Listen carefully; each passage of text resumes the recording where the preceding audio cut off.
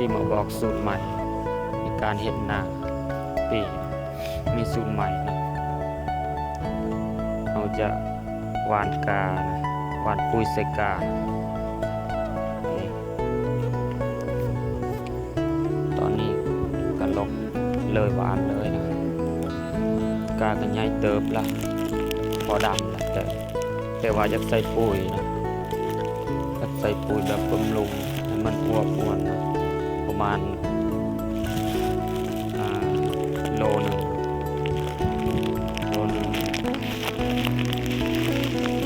ใส่เกลือโลทิศ1 โลนะนี่มันจะหวานให้มันเข้ากันห่างๆก็ได้นี่เราจะหวานไปประมาณ4-5 มื้อ6 มื้อหรือวันที่4-5 มื้อนะครับก็ลกการที่เราหวานวันที่แล้วก็ลกเอาไปดำเพื่อเป็นการบำรุงลำต้นให้มันอวบอ้วนเวลาเขาดำในตรงนาเขาจะงามจะเป็นมิตรเสมอจะใหญ่เสมอนะเขียวเสมอถ้าเขาบำรุงไปปล่อยเลย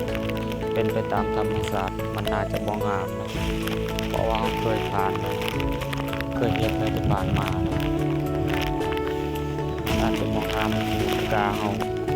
ลายแบบมันมีการแบบเลือกน้อยกาบใหญ่เวลาเอาดำในตัวซาใหญ่แบบมอสมันเสมอเขาจะมีสูตรใหม่เขาเคยเห็นอะไรที่ผ่านมาใส่สูตรแบบธรรมชาติกับใส่สูตรนี้ทันสมัยใส่สูตรเก่าทุกวันใดนะมันจะหวานตัวประมาณ4-5 มื้อ6 มื้อก็ลงออกที่เราหวานเพื่อเป็นการมันลงหากมันเวลาเราลงมันก็สบาย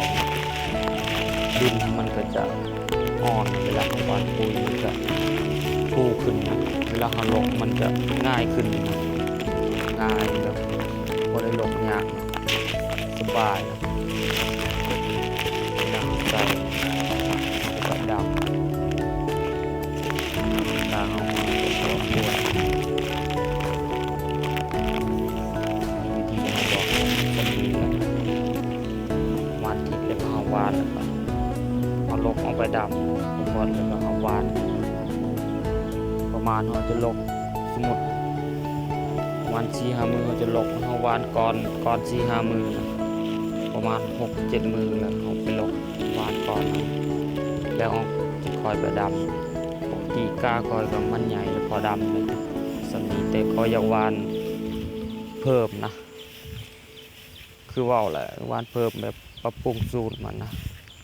ให้มันแข็งแรงกว่าเก่านะ